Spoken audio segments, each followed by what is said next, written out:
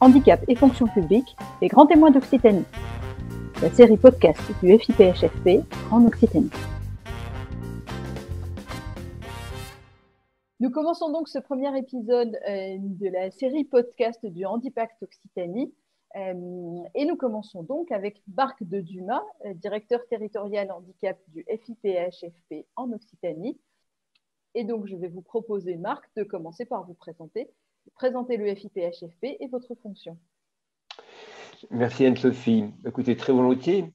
Alors, écoutez, le FIP, en soi, il aide les employeurs publics à remplir leurs engagements vis-à-vis des personnes en situation de handicap et à atteindre le taux d'emploi de 6%.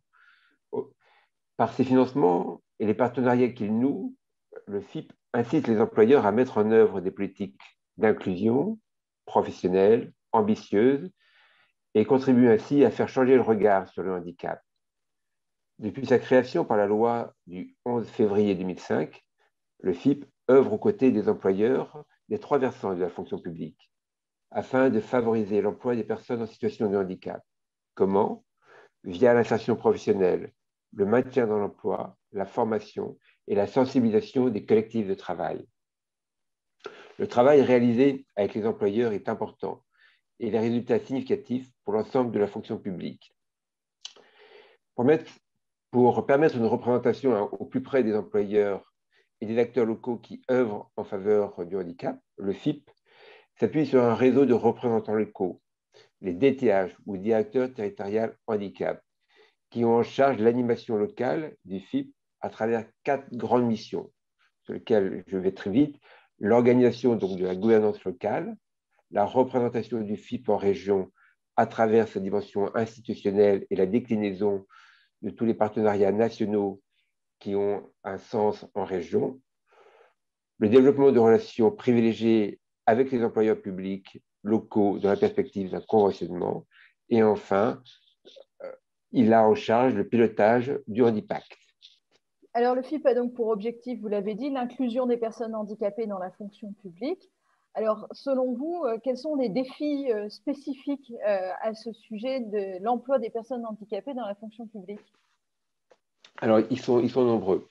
Alors, peut-être pour cela, vous redire que le FIP, aujourd'hui, aborde plus que jamais la question du handicap par une approche collective. Il se projette à travers une stratégie pour l'insertion et le maintien dans l'emploi en ancrant son action sur un socle de valeurs qui est de garantir à tout agent de la fonction publique un accompagnement dans la compensation du handicap sur l'ensemble de sa carrière, porter les enjeux au plus près des territoires et des employeurs publics en animant le réseau des acteurs locaux, et cela à travers le Handipact, mutualiser les ressources dédiées à la politique handicap entre les employeurs des trois versants de la fonction publique dans une démarche de synergie. Et enfin, veiller à une structuration de la politique handicap et un portage pérenne de celle-ci auprès des employeurs publics, en privilégiant le conventionnement avec ces derniers. Ainsi, le FIP participe activement à la refondation de la politique handicap et travaille à relever donc, les nouveaux enjeux. Ces nouveaux enjeux, j'en détermine 3. En premier, c'est d'accompagner la réforme de la société inclusive. Comment? Notamment par la mise en œuvre en application de la loi de transformation de la fonction publique, à travers les articles qui concernent plus particulièrement le FIP, sur l'apprentissage, la portabilité des équipements, la modification de la composition de son comité national. C'est ensuite de revisiter les modalités d'intervention en garantissant un haut niveau de qualité et de réactivité. Là aussi, on peut citer la convergence des aides entre le FIP et l'AGFIP, avec une simplification de celle-ci, par la mise en chantier d'un nouvel SI ou système d'information pour une instruction des aides plus rapide, plus transparente entre le FIP et les employeurs.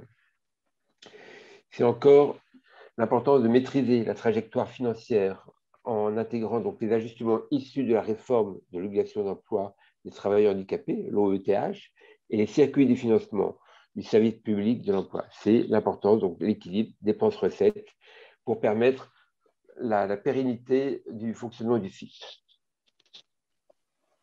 Alors, est-ce que vous pensez que le sujet handicap a progressé dans la fonction publique ces dernières années? Comment vous le voyez en Occitanie en particulier? Alors, certainement. Alors, en 15 ans, le FIP a obtenu des résultats remarquables au service des personnes en situation de handicap. Le nombre de bénéficiaires de l'obligation d'emploi est passé de 163 000 en 2006 à 261 000 en 2020. Et parallèlement, le taux d'emploi direct, lui, est passé de 3,5% à 5,6%. Le FIP a également permis l'insertion en emploi de plus de 278 000 personnes en situation de handicap et le maintien en emploi de 200 000 agents de la fonction publique. Au-delà de ces chiffres, et on reverra peut-être dans un instant, c'est le quotidien des personnes en situation de handicap et de leur insertion professionnelle qui se sont améliorés. En Occitanie, c'est 17 444 bénéficiaires de l'obligation d'emploi qui sont recensés. Alors, nous sommes dans un domaine où il y a beaucoup de bonne volonté et de compétences, et en particulier chez les référents handicap qui sont présents dans toutes les structures de la fonction publique. Mais souvent, il y a la sensation de manquer de moyens d'action sur cette thématique-là. Alors, comment on fait pour dépasser ce sentiment et soutenir l'action quotidienne en faveur des travailleurs handicapés? Effectivement. Très concrètement, il faut se souvenir d'abord que le premier enjeu est de faire connaître et d'instaurer un contexte de confiance pour parler du handicap, et que cela ne demande pas toujours des moyens financiers ou matériels importants. Il faut faire feu de tout bois, mettre le pied dans la porte de tout ce qui se fait en interne pour y inclure le sujet handicap, et finalement en faire un sujet normal.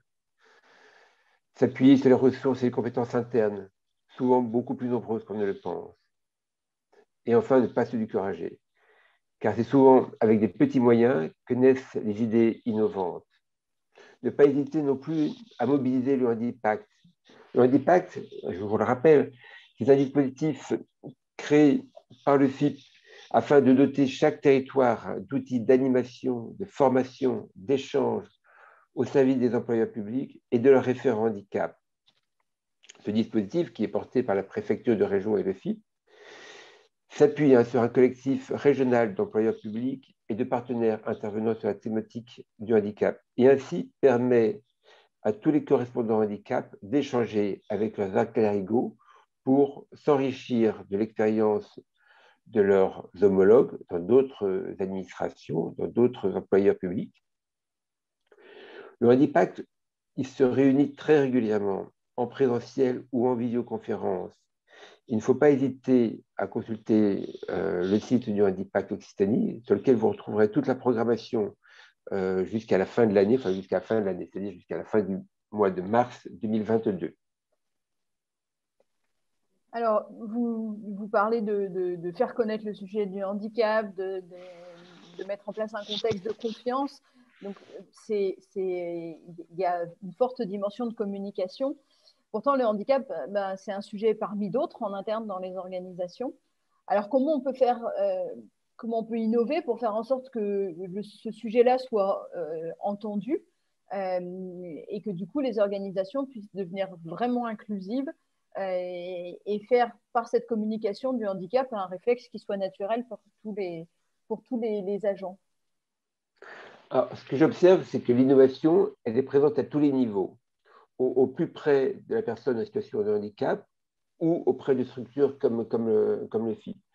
Alors, au correspondant handicap, je conseillerais d'être en mèche avec tous les services, d'être connu de ces derniers, d'oser le ton décalé, le pas de côté, voire l'humour, hein, ne pas hésiter à innover dans les moyens de communication pour marquer les esprits, opter pour le ludique, le numérique, mais aussi le facteur humain, la rencontre, la découverte. Tout cela participe à la communication.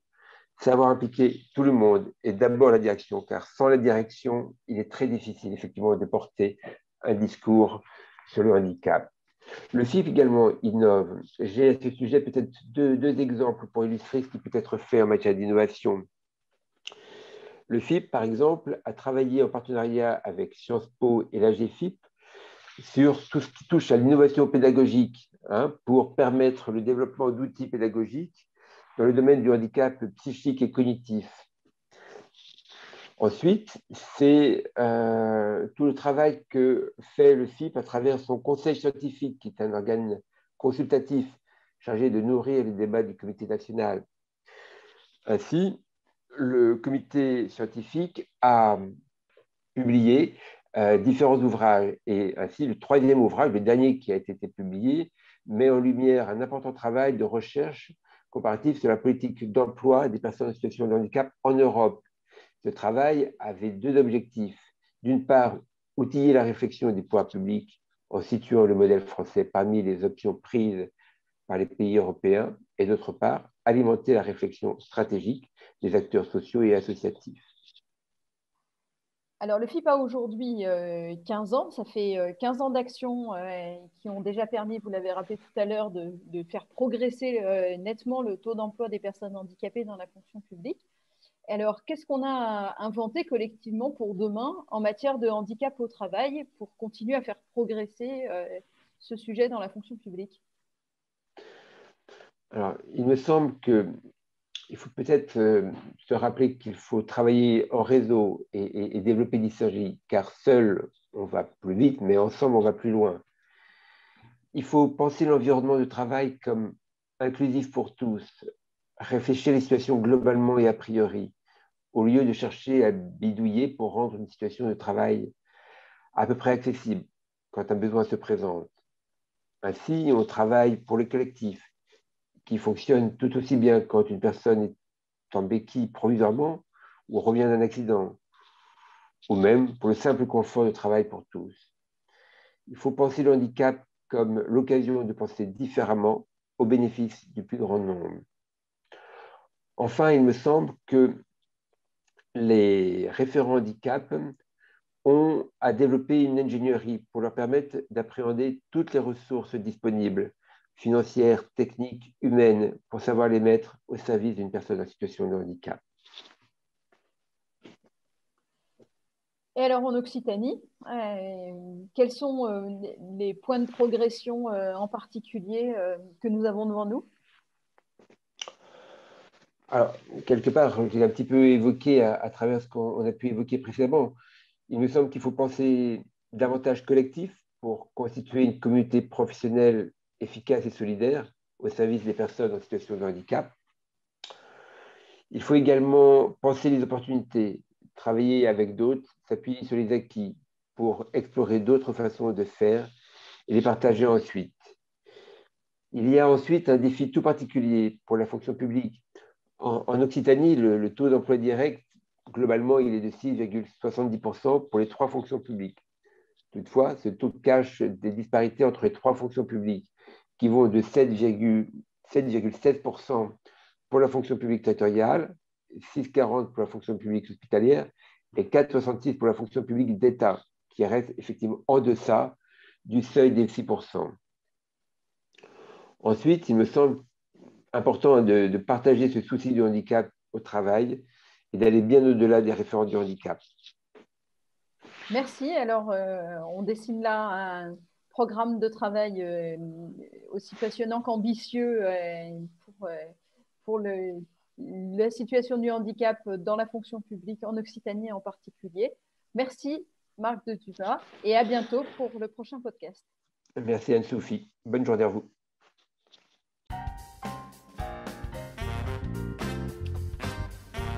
Retrouvez notre témoin du jour et toute la série podcast sur le site du Handipact Occitanie. À très bientôt.